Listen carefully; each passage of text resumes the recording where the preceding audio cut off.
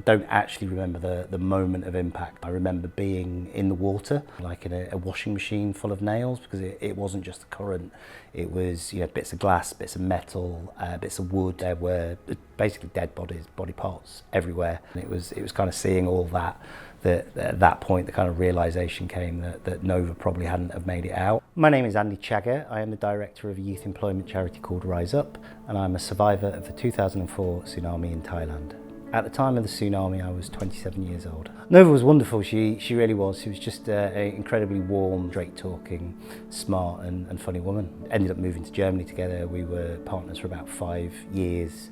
One of the things that we'd always wanted to do was travel together, really. Now, I think from a couple of years into our relationship, we'd made this plan that we wanted to take a year out, just, you know, enjoy ourselves and see as many sites as we could before we came back to the UK and settled down and raised a family together.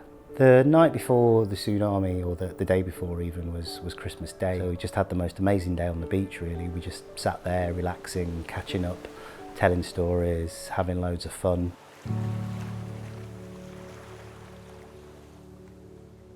I remember initially waking up and there was just a very strange noise. I've always described it a bit like a jet engine kind of building up for takeoff, and it was getting louder and louder and louder.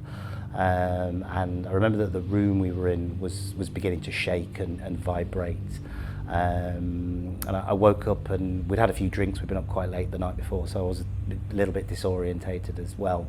I remember kind of waking up and Nova was on one side of the bed. She'd already stood up and she was looking around, and I remember her looking scared and saying, what's happening, what's happening? I literally just had probably about 30 seconds. I got out of bed and looked out of the window, but our bungalows were perpendicular to the sea, so we couldn't actually see anything. I could just kind of see the buildings opposite, but this noise kept building and the vibration kept building, and then the wave must have just hit our row of bungalows and taken them down like dominoes.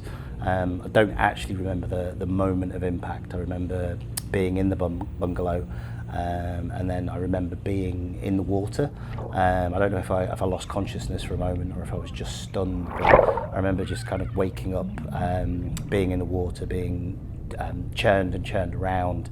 I've described it in the past as being like in a washing machine full of nails, because it wasn't just the current.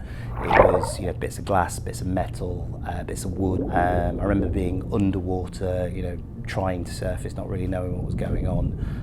At some point I managed to kind of break free. I don't know if it was me, if it just kind of chanced that my head came up, but I managed to get a breath, but something, I think it was an oil drum, hit me in the head, which caused the scar just there, and that kind of forced me back under. So then I was kind of pushed on again, broke the surface again, and I was being swept along, I think inland at that point as the wave was coming in, and I remember basically being washed through a building site. So it was at that point just a concrete frame, so it was concrete floors and the concrete pillars that were in place. No walls were yet built. And as I was swept through that, my left leg was swept against the pillar, and all that debris I was talking about was pinned against my leg by the force of the water. So that did quite a lot of damage. That caused the worst of my injuries to my leg, but I think it's fundamentally what saved my life, because as the water receded, rather than me being drawn back out to sea, I was kind of left on that building site, and as the wave went down, I was then kind of, you know, I came out of the water as it receded, and I was either 1 or 2 stories up off the ground. That started again with that noise, like a jet engine building up, but this time obviously I knew what it was. So I was obviously, you know, incredibly scared, you know, because it was coming in. I was injured. Didn't think I was going to have any chance of surviving it. But fortunately, because I was off the ground, that second wave came in and it rose to probably about 6 inches beneath me, but then didn't get any higher. And I remember laying there thinking, you know, why isn't help coming? At various points I could hear choppers in the sky, you know, I could hear people moving around on the ground, and I just couldn't understand why no one was coming to help. Obviously I started thinking about Nova, very worried as to, you know, what had happened to her, where she was, whether she'd made it. And then later on, I think it was about 4 hours later, that I was eventually rescued from that building. And as I was brought down by a couple of people that had helped me, we came kind of get down to ground level, and they started to help me ever so slowly up to higher land, but kind of in that process there were basically dead bodies, body parts everywhere, and it was kind of seeing all that at that point the kind of realization came that Nova probably hadn't have made it out. The hospital there was literally like a war zone. So I was taken into a corridor, I was put on a stretcher there, and there was just lines and lines of other people on stretchers. You know, every room was full.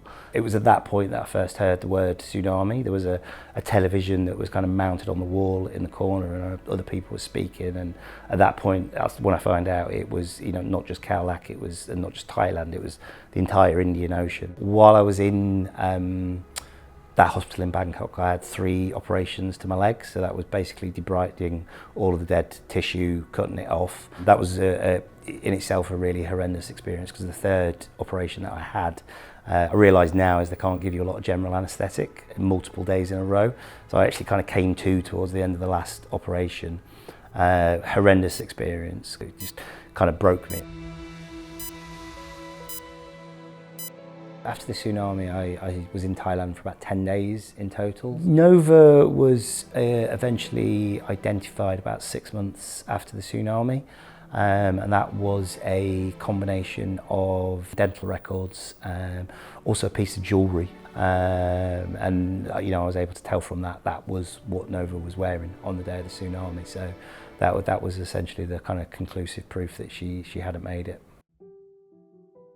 After the tsunami, I was absolutely just devastated physically, mentally, emotionally. It was obviously just a horrendously traumatic experience in itself. And it's funny, I've said this a few times, I think the natural focus when something like this happens is on the physical injuries, because you can see those, you can feel them, you can touch them, etc. But for me, you know, the biggest thing was just the emotional grief. You know, Nova and I had been together for 5 years. We'd saved up for about 2.5, 3 years for this, what was supposed to be this fantastic trip around the world. Had an amazing 7 weeks and this fantastic Christmas day. And then all of a sudden it was like, you know, just this giant hand had reached up and pulled me out of my life and then just put me down in this parallel universe. The tsunami changed my life completely. It's never been the same since. You know, initially that was very negative in losing Nova, dealing with my physical injuries, dealing with the emotional grief and the trauma. It changed everything. But I've been very fortunate in many ways. Didn't think I was ever going to fall in love again, but it happened. Where I am now, who I'm with, and the person I am, that wouldn't be the same if the tsunami hadn't have happened. So I do think I am very fortunate. Despite everything that I went through, it has given me the life that I have today, which is incredibly positive. If I could say to my younger self, or to, I suppose, any young person really at the moment, kind of based on what I've been through, I think my message would be just, you know, really make the most of every single opportunity that's put in front of you, because you never know just how quickly life can change. It can literally, you know, change in the blink of an eye, snap of your fingers like that.